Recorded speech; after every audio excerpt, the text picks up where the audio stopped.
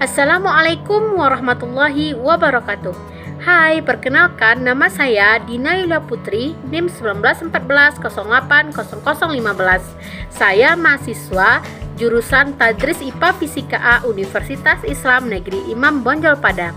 Dalam video kali ini saya akan membahas materi tentang biomaterial. Pengertian biomaterial dan hubungannya dengan berbagai cabang ilmu pengetahuan. Pengertian biomaterial adalah ilmu yang mempelajari tentang struktur, komposisi, sifat, dan manipulasi material kedokteran yang berkontak dengan jaringan keras atau lunak tubuh manusia. Berinteraksi dengan sistem biologis untuk mengembalikan fungsi dan estetik di dalam suatu sistem stomagenik. Di dalamnya juga diuraikan mengenai perkembangan material, cara memilih dan mengevaluasi serta pemakaian material di bidang kedokteran. Kajian tentang biomaterial disebut ilmu biomaterial atau rekayasa biomaterial. Sejarah biomaterial. Untuk menggantikan organ manusia yang rusak dengan material tak hidup telah ada sejak lebih dari 2000 tahun yang lalu, dimulai dari bangsa Romawi, Cina, dan Aztec yang memiliki peradaban kuno tercatat menggunakan emas untuk keperawatan gigi. Pada masa itu, perkembangan biomaterial diuji coba secara trial dan error terhadap tubuh manusia ataupun binatang, namun tingkat kesuksesannya tidak maksimal. Fungsi biomaterial bagi manusia.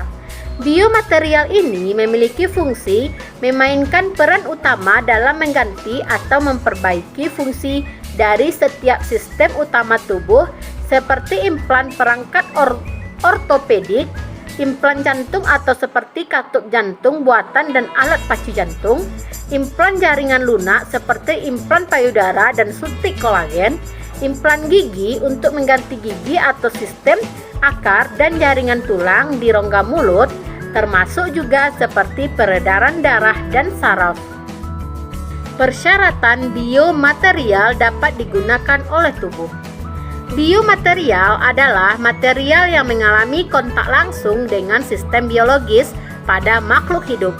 Material tersebut diharuskan memiliki beberapa persyaratan, antara lainnya yaitu tidak menimbulkan pengaruh buruk pada tubuh, memiliki ketahanan terhadap korosi, dan memiliki kekuatan yang baik, terutama kekuatan fatigue.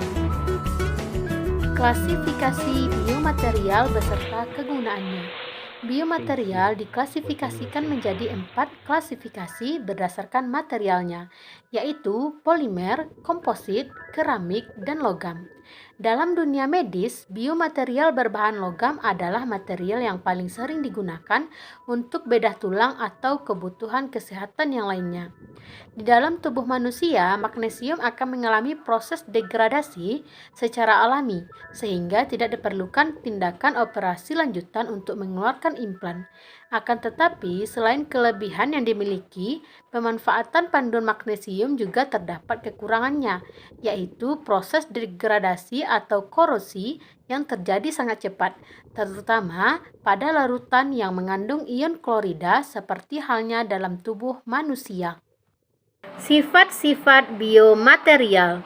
Pertama, daya hantar panas merupakan kemampuan bahan untuk memindahkan panas di dalam strukturnya.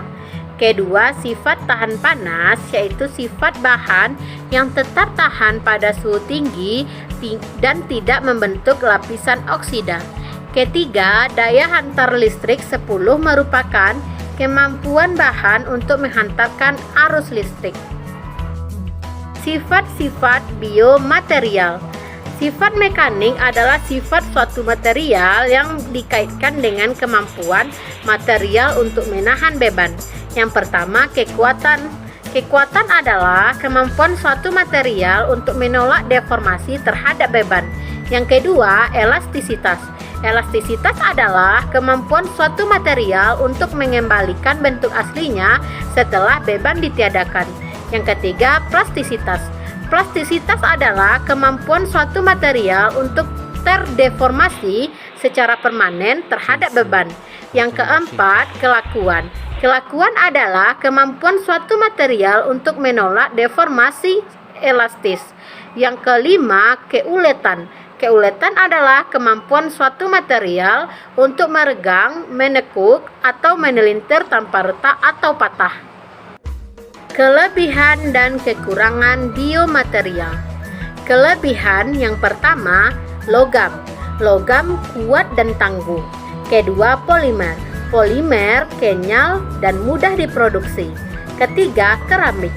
Keramik yaitu biokompatibilitasnya tinggi. Yang keempat, komposit.